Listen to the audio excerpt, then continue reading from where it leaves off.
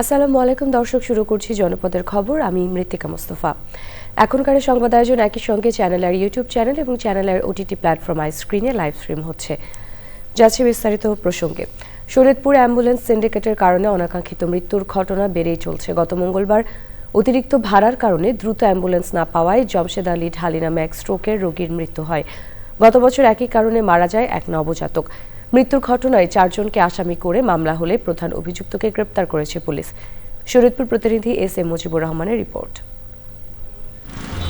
শরীয়তপুর সদর হাসপাতালে অপর্যাপ্ত বিশেষজ্ঞ চিকিৎসক, লোকবল সংকট ও আধুনিক পরীক্ষা নিরীক্ষার অভাব দীর্ঘদিনের। তাই ঢাকায় এসে উন্নত চিকিৎসা নিতে বাধ্য হন জটিল ও মুমূর্ষু রোগীরা।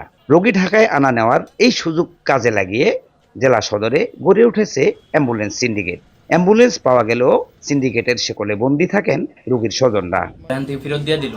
তারপর আমরা নিচে 10টার দিকে নামলাম, 6,500 টাকায় ভাড়া করলাম গাড়ি। এই জামতলি নাকি হেঁটে লাডি মাডি লয়ে ধরছে। তারপর কোনো রকম কইয়া বললাম, মনে করেন আধা ঘন্টার মতো দেরি হয়েছে, আধা ঘন্টা 40 মিনিট।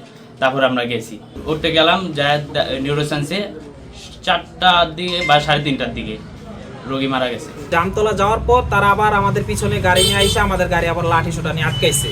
সামনে আটকানোর পরে প্রায় আমরা 35-40 মিনিট তাদের সাথে কথা বলছি, তারা আমাদের ছাড়ে না। পেশেন্ট রেসলেস ছিল এবং পেশেন্টের হাইপারটেনশন ছিল এবং বারবার বমি করতেছিল। তো এখান থেকে আসলে কনক্লুশনে পৌঁছানো যায় না, হয়তো রোগী যেহেতু নিউরোসায়েন্সে রেফার করা এখানে, তো তার মানে রোগী হয়তো স্ট্রোক করেছে। বিষয়টি গুরুত্বের সাথে নিয়ে প্রয়োজনীয় পদক্ষেপের আশ্বাস দিয়েছে পুলিশ ও স্বাস্থ্য বিভাগ। অ্যাম্বুলেন্স যেহেতু একটা জরুরি পরিষেবা, তো সেই ক্ষেত্রে ধরেন যে হঠাৎ করে একজনকে পার্টিকুলার ব্যক্তির বিরুদ্ধে হয়তো ব্যবস্থা নেওয়া যেতে পারে, কিন্তু সামগ্রিকভাবে পুরো প্রসেসটাকে যদি আনতে হয় তাহলে সেক্ষেত্রে হাসপাতাল কর্তৃপক্ষ, বিআরটিএ, জেলা প্রশাসন সবাইকে একসাথে নিয়ে আমাদের কাজটা করতে হবে। অ্যাম্বুলেন্সের নিয়ন্ত্রণ আমাদের হাতে নেই, যদিও আমি স্বাস্থ্য বিভাগের প্রধান, কিন্তু ওই এদের বাড়ার বা এদের নীতি নির্ধারণ বা কোনো আইনি প্রক্রিয়ার পদক্ষেপ নেওয়ার কোনো নীতি আইন নেই আমাদের আন্ডারে। একজন মুমূর্ষু রোগী ঢাকায় যাওয়ার পথে তাকে কিন্তু আটকানো হলো এবং প্রাথমিকভাবে তারা কিন্তু এটা সত্যতা স্বীকার করেছেন।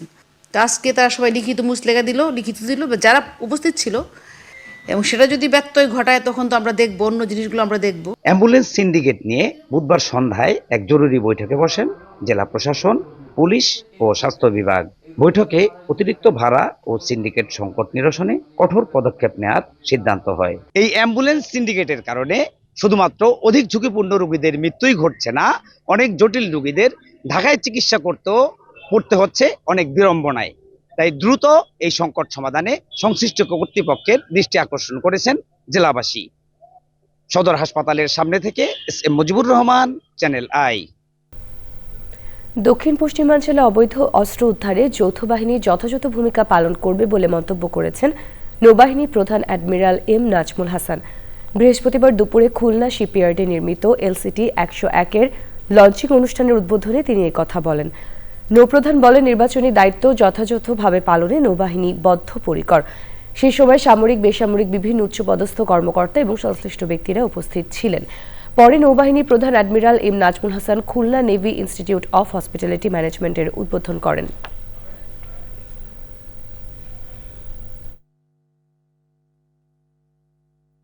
19-20 তারিখের মধ্যে আমাদের সম্পূর্ণ ফোর্স মোতায়েন করে ফেলব, প্রায় 5,000 নৌ সদস্যকে, এবং তখন থেকেই তারা বিশেষ অভিযান চালাবে।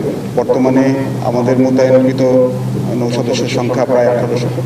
এই সংখ্যা দ্বিগুণেরও বেশি হয়ে যাবে এবং আমরা অবৈধ অস্ত্র উদ্ধারের জন্য বিশেষ অভিযান পরিচালনা করব ইনশাআল্লাহ।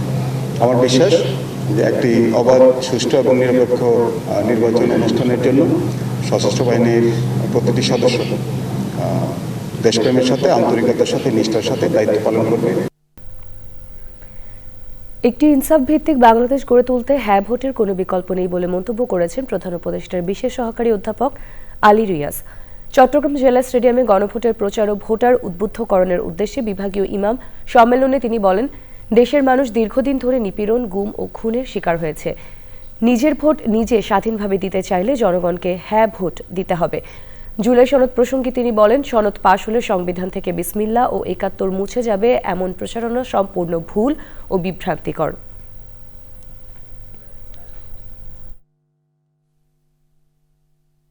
সকলের ফ্যাসিবাদ বিরোধী সংগ্রামে যুক্ত থাকার কারণে বাংলাদেশের ভবিষ্যৎ তৈরি করার জন্য এই দায় আমাদেরকে এই বীর শহীদরা দিয়েছেন, তাদের পরিবাররা দিয়েছেন। আমরা যেন সেটা বিস্মৃত না হই, আমরা যেন ভুলে না যাই। ভবিষ্যতে দেশ চলার জন্য যে দলিল তৈরি হয়েছে, সেই দলিল আপনারা গ্রহণ করছেন কি করছেন না। এই দলিল কিভাবে তৈরি হয়েছে? এই দলিল তৈরি হয়েছে রাজনৈতিক দলগুলোর সাথে আলাপ আলোচনার মধ্য দিয়ে। রংপুরে মদের নামে রেকটিফাইড স্পিরিট পান করে মাদক ব্যবসায়ী জয়নুল আবেদিন সহ 8 জনের মৃত্যু হয়েছে। পুলিশ জানিয়েছে, রোববার সদর উপজেলার শ্যামপুর এলাকার মাদক কারবারি জয়নুল আবেদিনের কাছ থেকে বেশ কয়েকজন মাদকসেবী মদের নামে রেকটিফাইড স্পিরিট পান করে। এই ঘটনায় ওই দিন বদরগঞ্জ উপজেলার গোপালপুরের আলমগীর হোসেন, সোহেল মিয়া, সদরের জেন্দার আলী, রাশেদুল ইসলাম ও উলিয়ার রহমান এবং পরে চিকিৎসাধীন অবস্থায় বদরগঞ্জের মালিক মিয়া, নগরীর হাজিরহাটের মানিকচন্দ্র রায় ও গ্রেপ্তার হওয়া মাদক কারবারি জয়নুল আবেদিন হাসপাতালে মারা যান। রেকটিফাইড স্পিরিট পান করে মৃত্যুর ঘটনায় বদরগঞ্জ থানায় মামলা দায়ের হয়েছে। ঘটনায় আরও কয়েকজন অসুস্থ হয়ে গোপনে চিকিৎসা নিচ্ছেন। চুয়াডাঙ্গায় সেনা হেফাজতে মারা যাওয়া জীবননগর পৌর বিএনপির সাধারণ সম্পাদক শামসুজ্জামান ডাবলুর দ্বিতীয় জানাজা শেষে দাফন সম্পন্ন হয়েছে। বুধবার জীবননগর পৌর ঈদগাহ ময়দানে প্রথম জানাজা হয়। ডাবলুর ছোট ভাই ও মা লন্ডন থেকে দেশে ফেরার পর বৃহস্পতিবার সকাল 10টায় দ্বিতীয় জানাজা শেষে তাকে জীবননগর পৌর কবরস্থানে দাফন করা হয়। সোমবার রাতে ডাবলুকে তার নিজ ব্যবসা প্রতিষ্ঠান থেকে তুলে নেয় যৌথ বাহিনীর একটি দল। পরে অসুস্থ অবস্থায় জীবননগর উপজেলা স্বাস্থ্য কেন্দ্রে নিলে চিকিৎসকরা তাকে মৃত ঘোষণা করেন। ডাবলুর মৃত্যুর ঘটনায় অতিরিক্ত জেলা প্রশাসক BM তারিকুজ্জামানকে প্রধান করে 3 সদস্যের তদন্ত কমিটি গঠন করা হয়েছে। এবারে সারা দেশের খবর নিয়ে প্রতিনিধিদের পাঠানো তথ্য ও ভিডিও চিত্রে সাদিয়া ওমরের রিপোর্ট। বিএনপি প্রয়াত চেয়ারপারসন বেগম খালেদা জিয়ার স্মরণে খুলনায় নাগরিক শোক সভা ও দোয়া মাহফিল হয়েছে। বেগম খালেদা জিয়ার স্মরণে নোয়াখালী বিজ্ঞান ও প্রযুক্তি বিশ্ববিদ্যালয়ে শোক সভা ও দোয়া মাহফিল হয়েছে। কক্সবাজারের পেকুয়া আশরাফুল উলুম মাদ্রাসার মাঠে পেকুয়া উপজেলা ওলামা মাশায়েখ সম্মেলন ও পেকুয়া উপজেলা তানজিমে আহলে হক পরিচালিত বার্ষিক মেধাবৃত্তি পরীক্ষায় উত্তীর্ণ শিক্ষার্থীদের পুরস্কার দেওয়া হয়েছে। জাতীয় নির্বাচন উপলক্ষে রংপুরে বিএনপির নির্বাচন সেন্টার কমিটির সদস্যদের প্রশিক্ষণ কার্যক্রম শুরু হয়েছে। ফেনীর ছাগলনাইয়ায় ফ্রি মেডিকেল ক্যাম্প ও শীত বস্ত্র বিতরণ করেছে বিজিবির 4 ব্যাটালিয়ন। উদ্বোধন করেন 4 বিজিবির অধিনায়ক লেফটেন্যান্ট কর্নেল মোশাররফ হোসেন। সংসদ নির্বাচন ও গণভোট বিষয়ে জনসচেতনতা বাড়াতে ফেনীতে জেলা পর্যায়ে পেশাজীবী ও জনসাধারণের সাথে মতবিনিময় সভা হয়েছে। খাগড়াছড়িতে সাংবাদিকদের নির্বাচনকালীন সাংবাদিকতা বিষয়ক প্রশিক্ষণ কর্মশালা হয়েছে। প্রধান অতিথি ছিলেন পার্বত্য জেলা পরিষদের চেয়ারম্যান শেফালিকা ত্রিপুরা। মেডিসিন, সার্জারি ও গাইনি বিভাগের রোগীদের বিশেষায়িত সেবা দিতে 250 শয্যা ফেনী জেনারেল হাসপাতালে হাই ডিপেন্ডেন্সি ইউনিট চালু করা হয়েছে। সিরাজগঞ্জ প্রেস ক্লাবের সাধারণ সম্পাদক NTV ও আমার দেশ পত্রিকার জেলা প্রতিনিধি শরীফুল ইসলাম ইন্নার বাড়িতে পেট্রোল বোমা নিক্ষেপের প্রতিবাদ ও হামলাকারীদের দ্রুত গ্রেপ্তারের দাবিতে মানববন্ধন করেছেন সাংবাদিকরা। ময়মনসিংহে গণমাধ্যমের অপসাংবাদিকতা প্রতিরোধ এবং বস্তুনিষ্ঠ সংবাদ পরিবেশন বিষয়ক প্রশিক্ষণ কর্মশালা হয়েছে।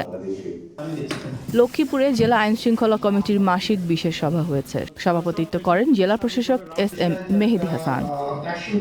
নীলফামারী 250 শয্যা বিশিষ্ট জেনারেল হাসপাতালে রোগীদের কম্বল বিতরণ করেছেন জেলা প্রশাসক নাইরুজ্জামান। Sadia Omar, Channel I. জনপদের খবর আজকের মতো এই পর্যন্ত। একটু পরে কৃষি সংবাদ দেখার আমন্ত্রণ জানিয়ে শেষ করছি। ধন্যবাদ সবাইকে।